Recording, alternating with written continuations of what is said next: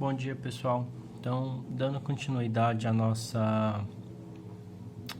nosso conteúdo, hoje a gente vai estar trabalhando sobre análise senoidal em regime permanente. Esse nome pode soar um pouco complicado, mas na verdade a gente vai estar aplicando, conforme até eu dei uma pincelada no final da aula da semana passada. A gente vai estar aplicando teoremas e leis, tá?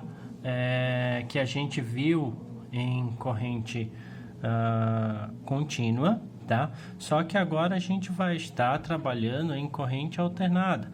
Então, basicamente, vai ser um pouco mais fácil por a gente já ter trabalhado esses conteúdos lá com corrente contínua, com a dificuldade a mais da gente estar trabalhando agora com números complexos ao invés de números normais, né? Vamos chamar assim, tá? Então, basicamente, né? Para facilitar aí o entendimento, a gente vai estar trabalhando com exemplos, né?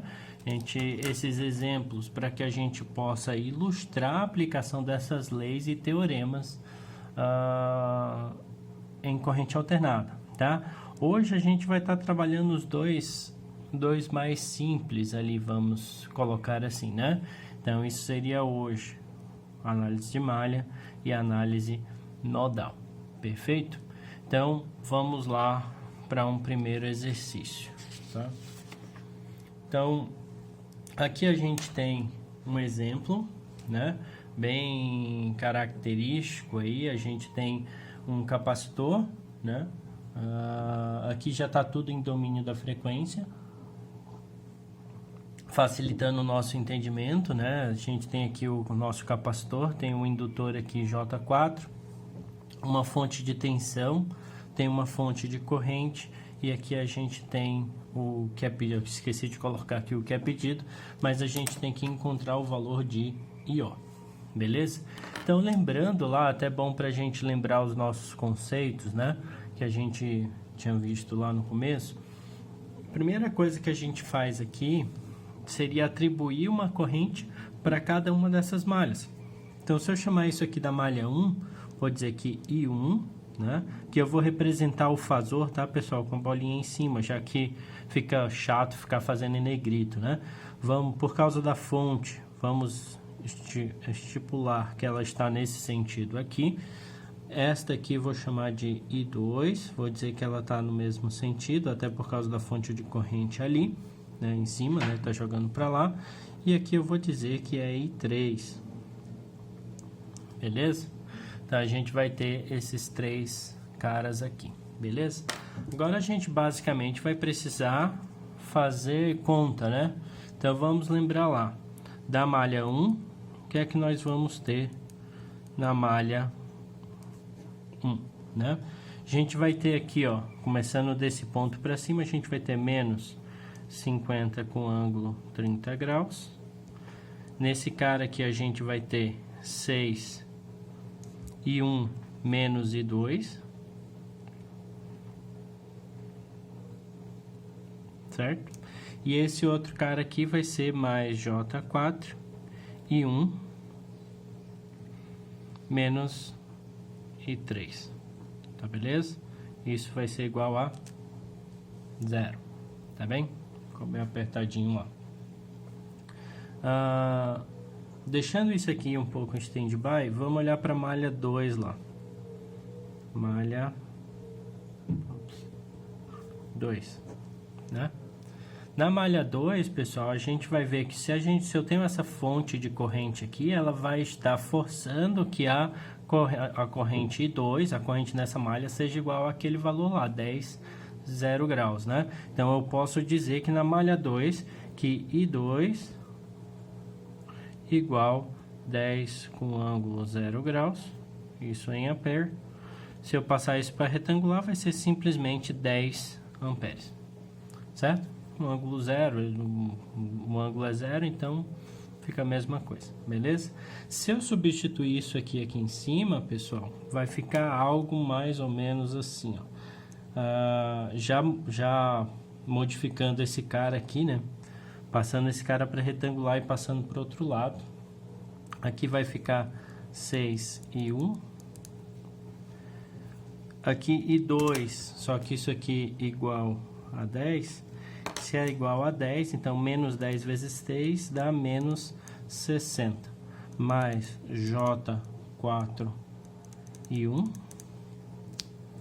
menos J4 e 3, isso vai ser igual, esse cara passando para retangular, isso aqui vai ser igual a 43,30 mais J25, né? Então, isso é negativado, né? Passando isso para o outro lado, isso vai ficar 43,30 mais J25, tá? Vou deixar assim por enquanto, né? Posso passar para o outro lado ali, não deixar aqui, colocar tudo junto, né? Esse cara e esse cara aqui é I1, então fica 6 mais J4 e 1. Esse aqui é I3, então fica menos J4 e 3. E esse menos 60 passa para lá mais, vai ficar 103,30 mais J25. Então, essa aqui é a minha primeira equação, tá? Beleza? Daí nos resta a malha 3, certo? Então, na malha 3 lá, na malha 3, eu vou ter, aqui começando desse ponto para cá, vai ficar menos J2 e 3, mais 8 e 3, mais J4 e 1, não, e 3, menos e 1, isso igual a 0, tá?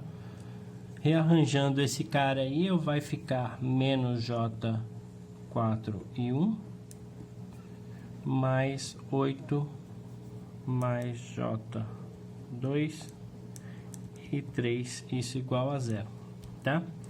Então, eu vou ter, essa aqui vai ser minha segunda equação, tá?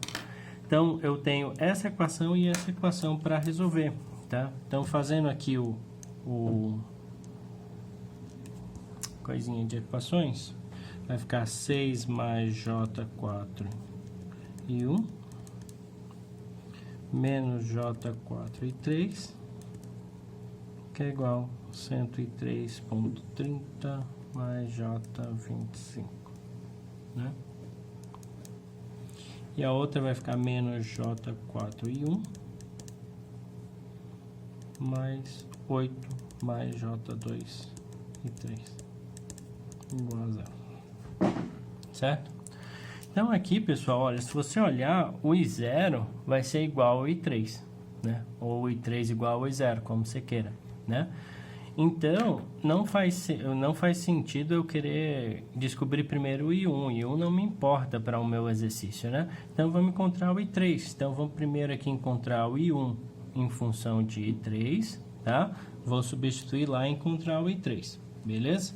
Então, se eu fizer isso aqui, isolando esse cara, o meu I1 vai ser igual a 8 mais J2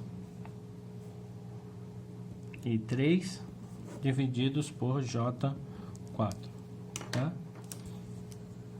Substituindo lá, vai ficar, substituindo nessa primeira aqui, vai ficar 6 mais J4, 8 mais J2, isso tudo dividido por J4, menos J4 e 3, que é igual a 103,30 mais J25, tá bem? Agora eu posso tirar uma MMC geral aqui, né? Vamos fazendo o MMC aqui, J4, aqui vai ficar a mesma coisa, já vou multiplicar aqui para destrinchar isso, mais J12, mais J32, menos 8, esse cara aqui, pessoal, J4 vezes menos J4, J com J é menos, anula esse menos aqui, vai ficar mais, 4 com 4, 16 e 3, certo? Como aqui vai ficar uma divisão, né, J4, por isso aqui, eu já vou transformar isso aqui para ficar mais fácil, né, em polar, né? J4 é a mesma coisa que 4 com ângulo 90 graus. Ora, o módulo é 4, J significa 90, né? Então, 4 com ângulo 90, vou colocar esse mesmo 4 com ângulo 90 aqui, para não me perder. E esse número aqui em polar vai ser 106,28 com ângulo de 13,60, tá? Resolvendo isso aí, a gente pode tirar esse cara com esse cara, ele some, né? Vai ficar 56 aqui, 56 mais J, 44 e 3, que é igual a 425 com ângulo 103,6 graus.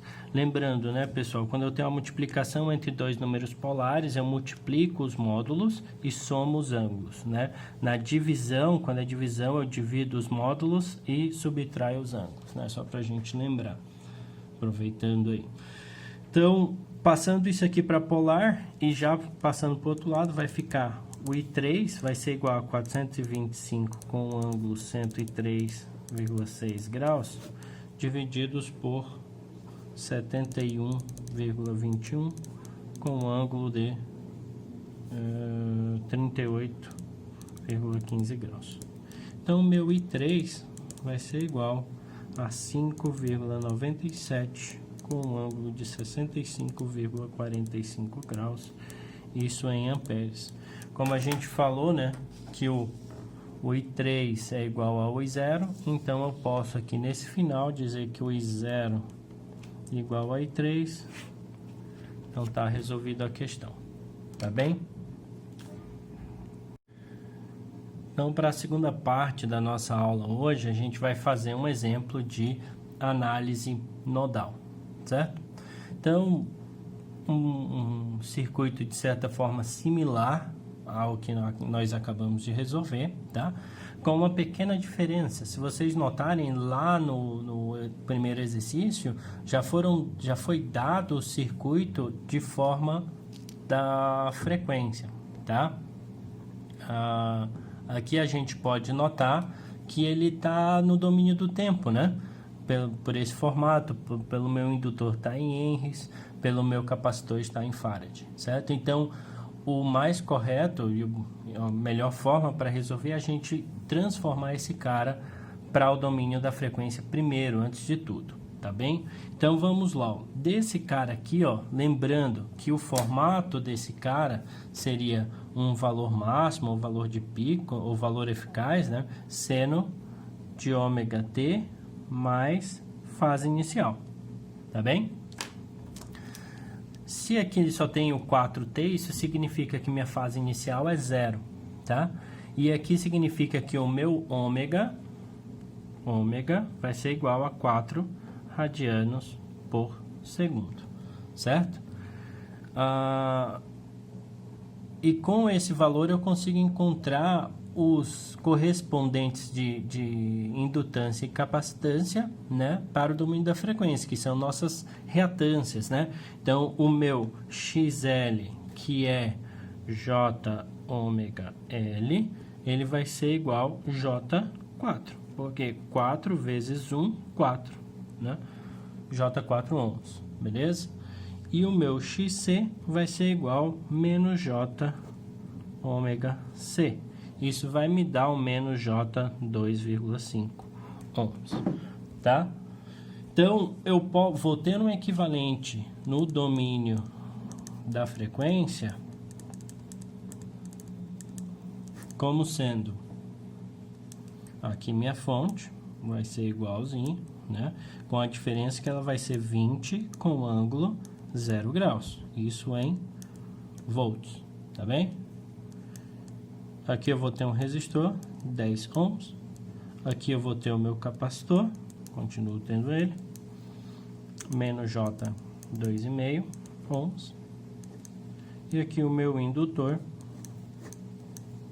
J4 ohms. Perfeito? Então, como o intuito é a análise nodal, pessoal, então a gente tem que resolver esse cara, né? E a ideia é eu encontrar esse valor de X aqui, ó. Notem que no circuito inicial ele está pedindo X em formato domínio do tempo. Então, nossa resposta final que a gente tem que achar é no domínio do tempo. Tá bem? Daí a gente tem que achar essa corrente que está aqui nesse ramo do capacitor. E eu vou achar esse cara através desse nó aqui, desse nó superior, tá? Vou dizer que essa tensão aqui é a minha tensão fasorial V, não me importa quem é esse V aí, tá? Mas só me importa que ele é uma tensão que é comum a esses três caras, tá? Então, desse nó aqui, pessoal, eu posso achar, tem essa corrente, se eu assumir que essa corrente está chegando aqui, né?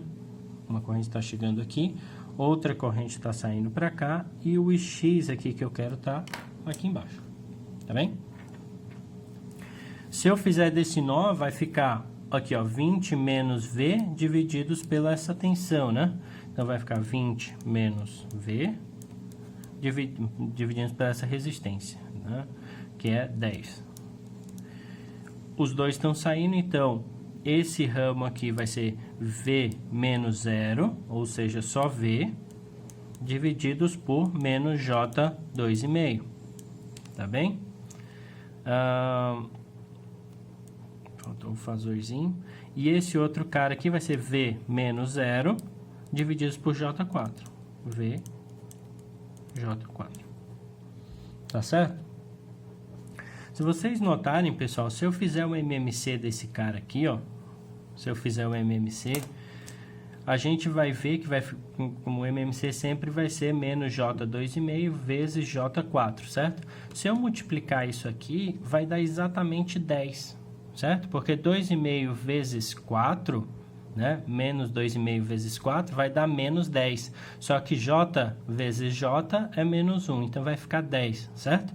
Então, se eu multiplicar toda a equação por 10, né? Eu vou acabar tirando os meus numeradores bem certinho, tá? Claro, se eu fizer o MMC. Então, se eu fizer essa interação matemática, aqui ele vai ficar 20 menos V, né? Se eu multiplicar por 10 aqui e aqui, e esse aqui por 10 também, então vai ficar 20 menos V, que é igual, aí vai ficar J4V menos J2,5V, né? Sumindo aí os meus numeradores, tá? Fazendo isso aí e isolando para o meu V, em todos os sentidos, né? Primeiro passando o V para cá, vai ficar 20 é igual a V, isolando tudo vai ficar 1 mais J1,5. Tá bem? Então, o meu V é a mesma coisa dizer que ele é 20 sobre 1 mais J1,5. Isso em volts. Tá beleza? Então, olha só, mas quem que é o meu Ix fasorial? Meu Ix nada mais é do que o quê? V menos 0 divididos por 2,5. V menos 0 divididos por menos J 2,5. Substituindo o valor de V aqui, eu vou ter 20 menos J 2,5, 1 mais J 1,5. Certo? Então, assim eu vou ter que o valor meu de Ix em retangular vai ser aproximadamente 3,69 mais J 2,46 em ampere. Se eu for para a forma polar, vai dar algo em torno de 4,44 com ângulo de 33,69 amperes. Mas como a gente falou, lá no início ele pede Ix minúsculo, então é no domínio do tempo. Então, meu Ix de t vai ser igual ao módulo, que é esse 4,44, seno de ômega t. Quem é o ômega? É o mesmo de todo o circuito, né? 4t mais a fase, que é 33,69 graus amperes. Beleza? Então, essa aqui é a nossa resposta. Tá certo, pessoal? Eu espero que tenha ficado claro e que dê para ter lembrado aí alguns dos conceitos que trabalhamos na parte de corrente contínua, tá? Eu vou estar disponibilizando aí para vocês alguns exercícios para vocês praticarem como exercício, beleza? Forte abraço.